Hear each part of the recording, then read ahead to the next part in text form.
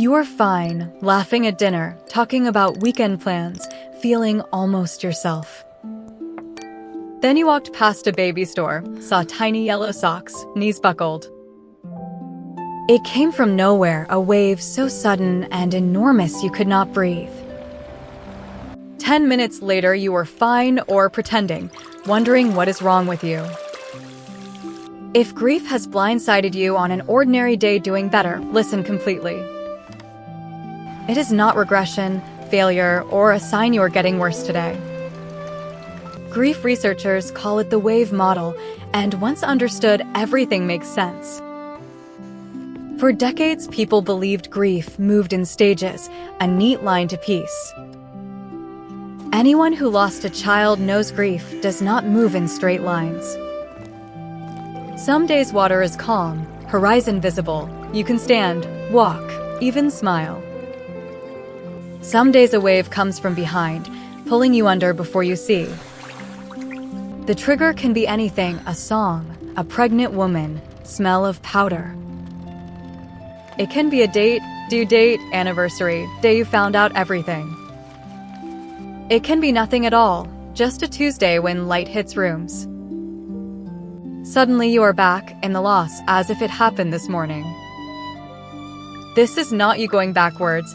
This is grief moving in unpredictable waves. Here is the most famous explanation, created by a bereaved person online beautifully. It is called the ball in the box. Imagine a box with a pain button. In the beginning, the ball is enormous, filling the box, pressing constantly every second. That is early grief, when everything hurts, when the button is pressed without stopping. Over time, slowly and unevenly with setbacks, the ball gets smaller, hitting less often. But when the ball hits, the pain is exactly as intense as day one. Exactly the same, not softer, duller, gentler, the same shattering, breath-stealing, terrible pain. That is why you can be fine for weeks, then destroyed by yellow socks. The ball hit the button, and the button knows love still hurts deeply always. Most people around you will never understand. Your grief did not get smaller today. They see you functioning thinking she is healed, but the ball is still there. When the wave comes, you need people understanding you have not regressed at all. You have just been touched by love that does not follow rules or calendars. The dual process model developed by grief researchers explains this with accepted science completely. Healthy grief involves oscillation, swinging between loss-oriented and restoration-oriented moments naturally, endlessly. Loss-oriented means feeling pain, crying, longing for your baby, sitting in raw reality. Restoration-oriented means functioning, working, rebuilding daily life alongside grief with quiet strength forward. You are supposed to do both, back and forth, irregularly as long as needed. You are not supposed to stay strong. You are supposed to crumble and stand. Oscillation is the healthiest possible response to losing someone you loved beyond any measure. So when the wave comes, crying in the cereal aisle, unable to see shelves.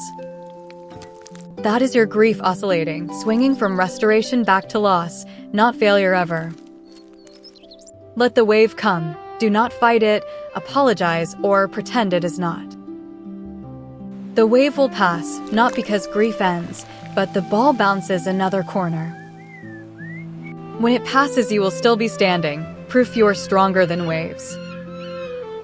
Here is something a bereaved mother told me that I have never ever forgotten. She stopped waiting for waves to stop, just got better at swimming through each. That sentence alone is worth more than every grief self-help book ever written. You do not have to stop waves. You cannot stop the ocean by asking. But you can learn to feel them coming, the tightness in your chest arriving. When you feel it building, instead of bracing, breathe and say this is love. Naming it, saying this is a wave, not relapse, changes how it moves through. It still hurts terribly, but it hurts with understanding, making the water less dark. You are not broken because waves come. You are human, loving your beautiful baby. Waves are not your enemy. They are messages from a love refusing quietness completely. Some waves are triggered by obvious things: a birthday, an ultrasound photo, baby showers. Some come from small things: the weight of grocery bags, sunset colors, quiet laughs. Some come from nothing, just stillness when your brain decides it is time remembering. All are legitimate. Every trigger, wave, sudden collapse in functional days is completely valid. You do not owe anyone an explanation for crying, no reason making sense needed. Grief does not make sense. People needing it to make sense never felt waves. For those early in this, in the big ball stage where button presses constantly, I want you to know the ball gets smaller, not predictably, but it shrinks. Not because you forget, never forget, but your life slowly builds new walls completely. New moments, routines, reasons to breathe, they give the bouncing ball more needed space. For those years in who thought the ball was small until today's surprising wave, you are not starting over, just reminded love leaves a permanent working pain button. That is not something to fear, but honor. A working button means love alive.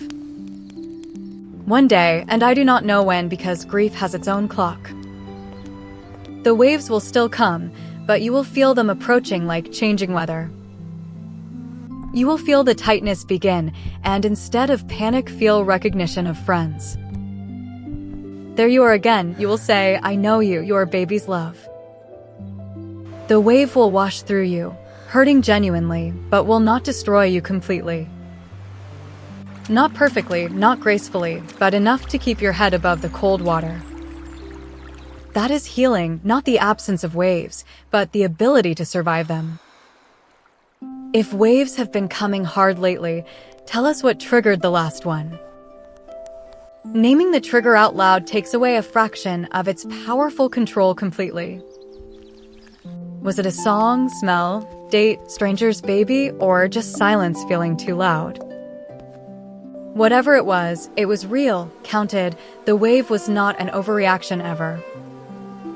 If you know someone who keeps apologizing for their grief, send them this video. Tell them the waves are not a problem to solve, they are love carried. You do not need to be fine tonight, just be here in the water.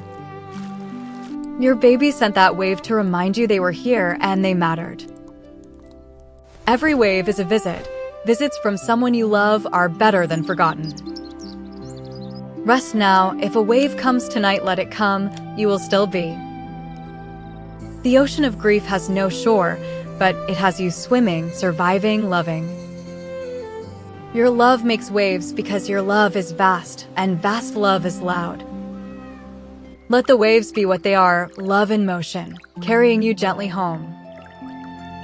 Your baby rides every wave finding you, and when it passes, they are waiting. Rest now, mama. The water is holding you. Your beautiful baby is holding you. Good night to the love moving like water, never stopping, always finding its way eventually. The waves will come tomorrow. You will swim tomorrow. That has always been enough. You are stronger than every wave because you are the ocean, carrying everything beautifully. Rest knowing the waves are love, calm is love, and everything between is love.